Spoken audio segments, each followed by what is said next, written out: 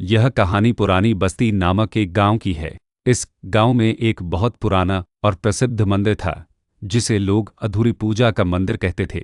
लोग कहते थे कि मंदिर में एक शापित मूर्ति है, जिसमें एक पुजारी की आत्मा कैद है। जो कोई भी उस मूर्ति को छूता है, उसकी आत्मा भी वही कैद हो जाती है। शहर से एक इतिहासकार सिद्धार्थ इस मंदिर के बारे में रिसर्च करने आया था। वह प्राचीन मूर्तियों और उनके इतिहास का अध्ययन करता था। गांव के लोगों ने उसे बहुत समझाया, पर वह नहीं माना। एक अमावस की रात को सिद्धार्थ उस मंदिर में पहुंचा। मंदिर की इमारत बहुत पुरानी थी और उसमें से एक अजीब सी धूल और पुराने कपड़ों की गंध आ रही थी। मंदिर के अंदर एक बहुत बड़ा हॉल था, जिसके बीच में एक बहुत पुरानी और खंडित मूर्ति थी। मूर्ति का चेहरा टूटा हुआ था, पर उसकी आंखें जीवित लग रही थीं, जैसे वह सिद्धार्थ को देख रही हो। सिद्धार्थ ने अपनी टॉर्च की रोशनी मूर्ति पर डाली। मूर्ति पर कुछ अजीब सी नक्काशी थी, जो किसी शैतान की तरह दिख रही थी। मूर्ति के चारों तरफ सिर्फ अंधेरा था, पर सिद्धार्थ को लगा जैसे कोई उसे देख रहा है।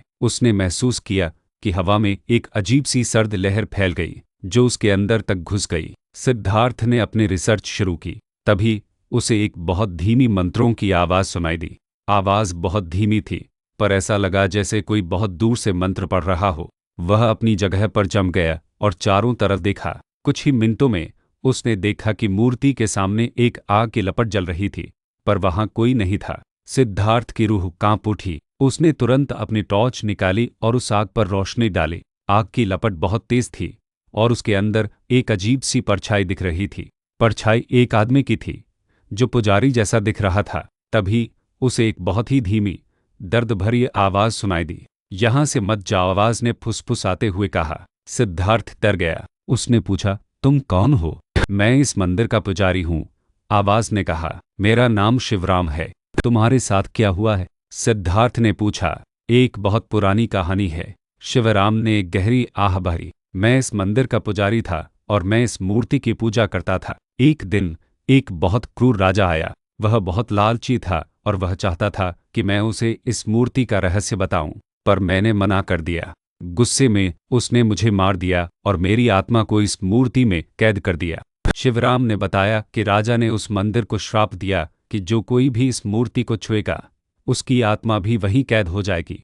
मेरी पूजा अधूरी रह गई है, शिवराम ने धीमी आवाज में कहा। अगर तुम मेरी पूजा पूरी कर सको तो मेरी आत्मा को शांति मिल जाएगी।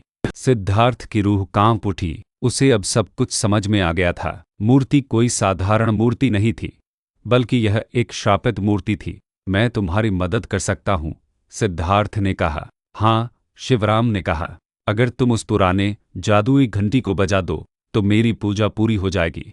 सिद्धार्थ ने उस घंटी के बारे में पूछा। शिवराम ने बताया कि घंटी मंदिर के अंदर एक छिपी हुई जगह में रखी हुई है। अगले दिन सुबह सिद्धार्थ ने उस छिपी हुई जगह को ढूंढा। बहुत तलाश के बाद उसे एक बहुत पुरानी खंडित दीवार मिली। दीवार के पीछे एक छोटा कमरा था, जिसमें एक बहुत पुरानी जंग लगी हुई घंटी रखी थी। सिद्धार्थ ने घंटी को उठाया। जैसे ही उसने उठाया, घंटी से एक अजीब सी गूंज निकली। यह गूंज इतनी तेज थी कि सिद्धार्थ के कान में दर्द होने लगा। उसने हिम्मत करके घंटी को बजाया। जैसे ही घंटी बजी, एक तेज हवा चली और मंदिर के अंदर एक अजीब सी शांति छा गई। सिद्धार्थ ने देखा कि मूर्ति अब चमक रही थी और उसकी आंखें अब शांत थीं।